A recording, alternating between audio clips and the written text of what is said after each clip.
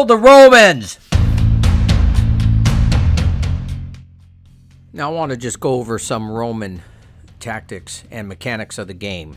Now, as I move up to the walls, this is generally how I attack all the walls in Jerusalem.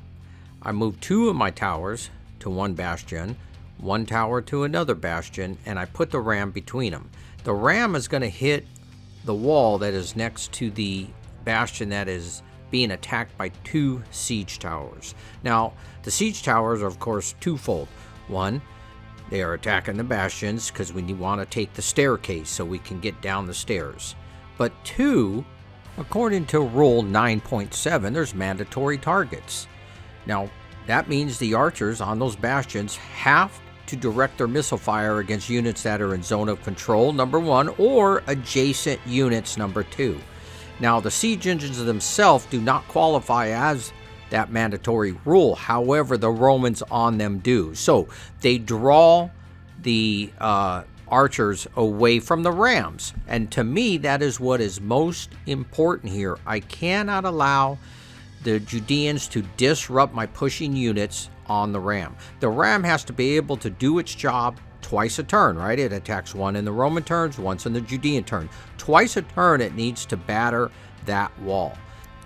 Now, secondly, you have to have all the missile fire you can bear up as close as you can behind those towers to put your fire on the wall and the bastions. You have to soften the targets, both sides, Judeans and Romans. It's key to use your missile fire to soften up any targets that you're going to melee. Now, I do like to take anywhere from 8 to 12 strength points of missile fire to throw missiles at the Judean archers that are in front of the ram. Because remember, I'm trying to help the ram stay active. All the other missile fire, even if you're in secondary range, it don't matter. You want to put it all on the bastion where I have my 2 siege engines. And then you let the Roman melee go to work. Now, attacking this section of the new city is the 10th Legion. The commander, or the legate of this legion, is Lepidus. He's a strength 7. So you have 2 Triarii up there. That's a 7, 7, and another 7. And you double it all on attack, which comes to 42 attack factors. Now, that may sound like a lot, but remember, the Judeans that are defending on the elevated hex, they're doubled. So if you have 2 regulars there at strength 5 each, they're doubled. That gives you 20 defense factors. And then you always have, or at least I do, an artillery with them. The artillery has a melee number, but it's not allowed to attack, only defend, and it's a 1, so it's doubled at a 2. So you have 22 factors there. If I were to get 2 to 1 on that, I would need 44. Well, I don't have it. So it's a 1-to-1 attack. And they're -1 when you attack an elevated hex that doesn't come from another connected elevated hex. So you have to -1 for that. And don't forget your missile fire. You have to -1 firing through the siege towers. This game has a lot of circumstantial modifiers, so you got to be aware of them all. The Romans, 99% of the time, you are going to be firing your missile fire through the siege towers when you're firing up on the wall. And so you have to -1 all the time, and then you're -1 to melee on the wall. But here's how I get around that. That's why the ram is battering the wall that's next to the bastion. Once he breaches it, you put a full cohort in the breach.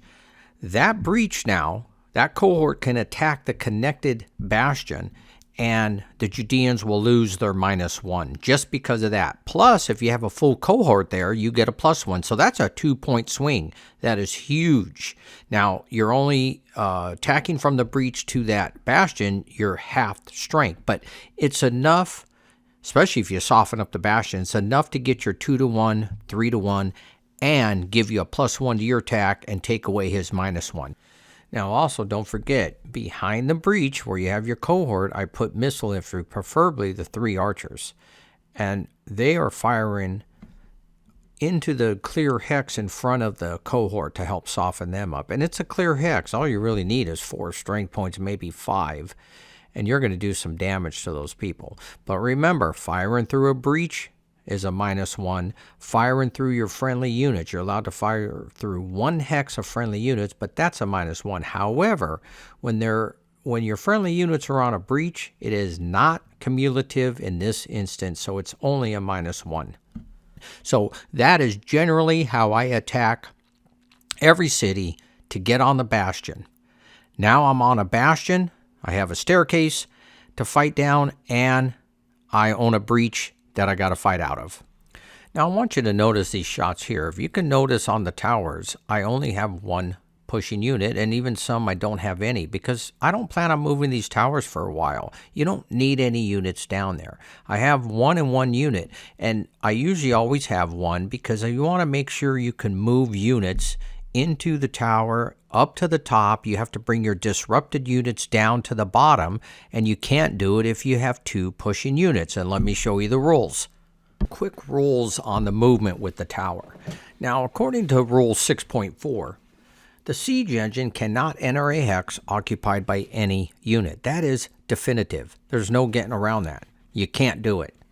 6.4 also states infantry may enter or pass through a tower only if less than 2 pushing units. That is definitive. You can't get around it. It doesn't matter what the other rules say. They have nothing to do with the movement of these units in the siege engine. You cannot go in the tower if there's fully stacked pushing units. That's 2 of them.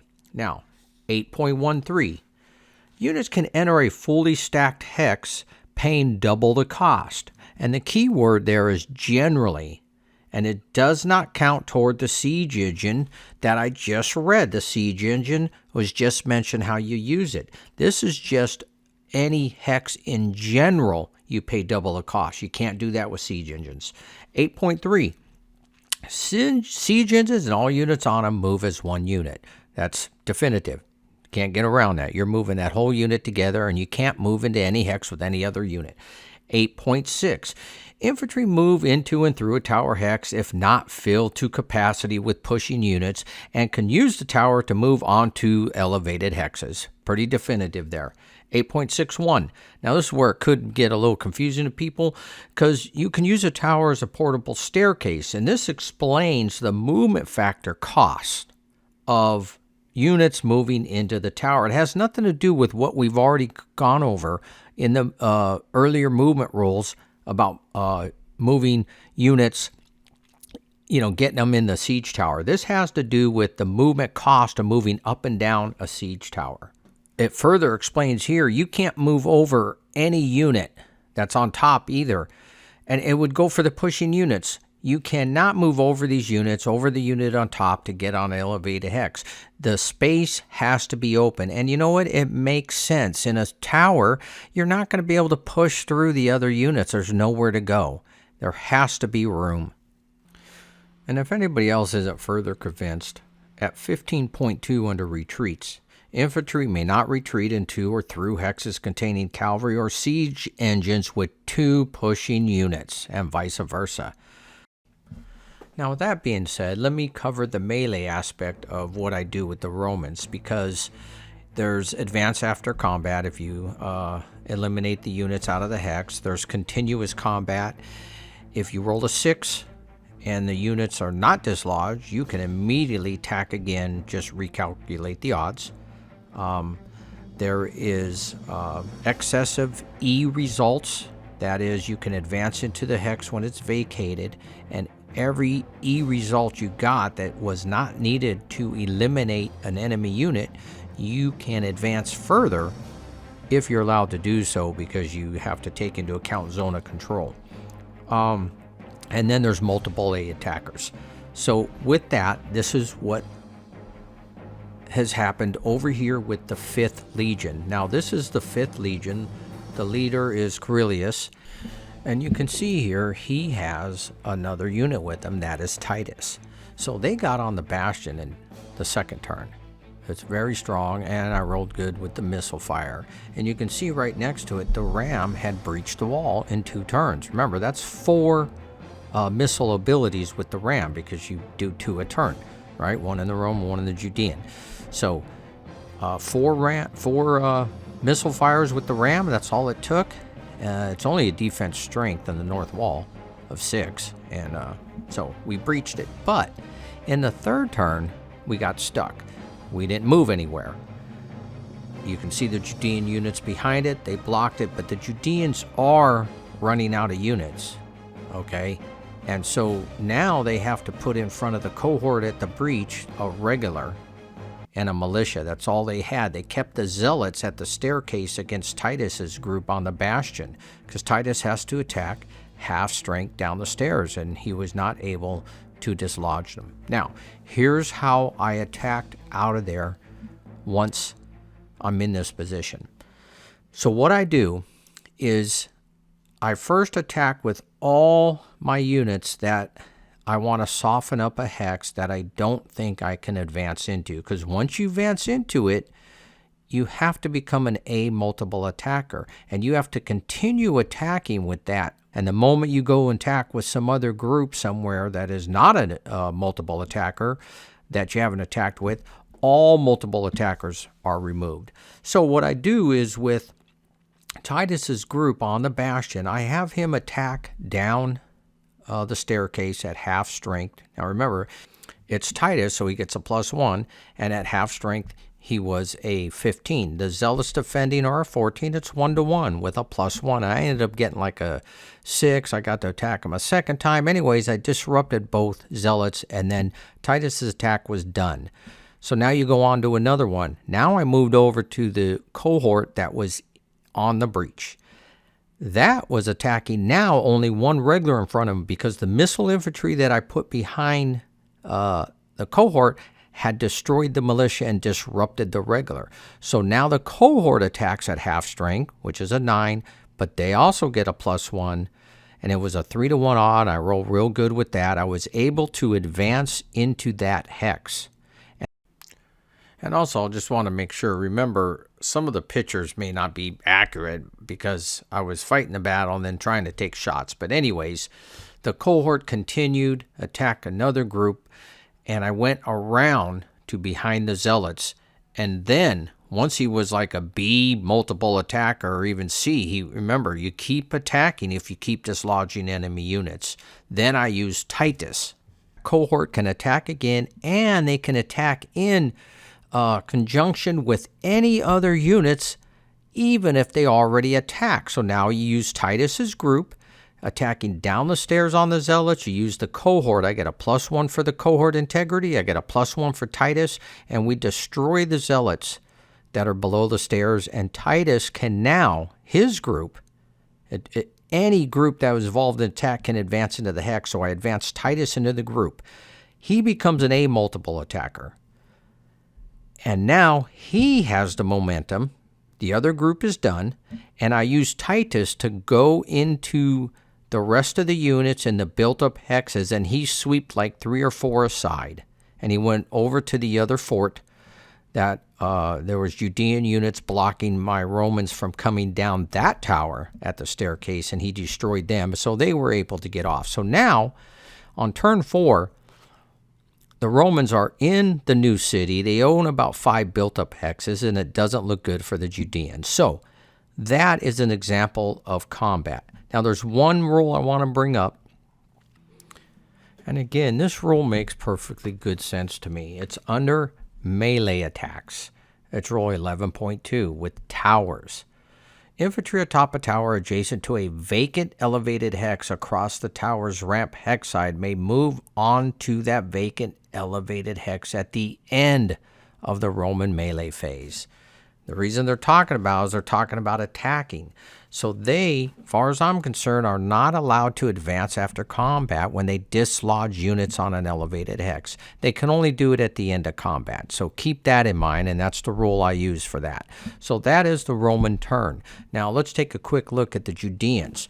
The Judeans are pretty straightforward. Now you keep their archers behind the zealots when the Romans are breaking into the wall or the staircases. I like to put the zealots up front, the missile fire behind it, and you're softening up units the same way the Romans did.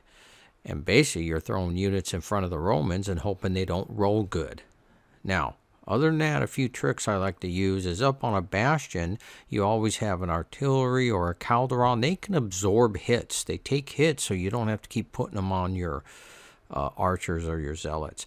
I also like to put leaders on a bastion once in a while, in which I did the Ben Giora faction that the 10th Legion was facing, I put him up on the bastion to absorb some hits, and then, you know, they can rally themselves. However, I got a little carried away, and I ended up losing him, and I had to bring Elazar over to help the command control in that section. But, you know, I get a little risky with Judean leaders once in a while because they're not all that powerful.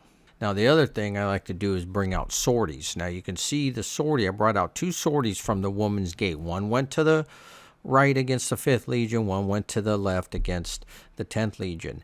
And you can see here the Romans quickly surround them. But what it does is it draws the Roman units in by the wall in range of the fresh archers on the wall. And I actually eliminated units, Roman units, more than I would have in this area. Now, did the sorties do anything? Not really. I mean, I did manage to attack 1 siege engine, but I didn't get anywhere with it. But other than that, I didn't really get any high-value targets, but I did kill more Romans. And even militia on the walls, they can drop rocks. So 2 militias on the wall are dropping 4 strengths, you know, on a clear hex against Romans. And it's pretty effective. So, other than that, I did lose a lot of the Judean units on the sortie, but it throws the Romans off balance. It keeps them off balance. You can't let them just, you know, line up and set up their troops as they wish, assaulting a wall. Always keep that threat of the sortie and just throw some sorties out there so they have to adjust, and they have to start using some of their missile fire against the sorties. So, always keep that in mind. Now, the last thing to say is over here where the 12th Legion was, they did break through the wall where the 2 rams were, and a cohort did run through several hexes there. But this was the 4th turn, and like I said, the 4th turn was crazy.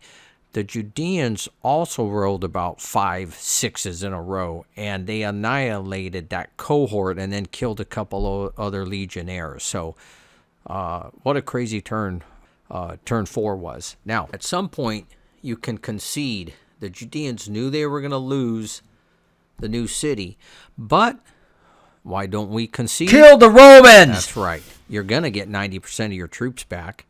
I just wanted to make sure I didn't lose this fort over here because the Romans weren't going to get it. So as long as I protected that, I wasn't going to concede nothing. And the Romans ended up calling off the assault on their turn 7. After turn 6, they knew they probably weren't going to get anything else. The Judeans took their turn 6, turn 7 on the Romans' turn, because you have to do it after the Judeans take their combat phase. They ended the assault. And so our victory conditions went pretty well. We collected 2 of the 4 forts, and we took the new city. Next video, the inner phase.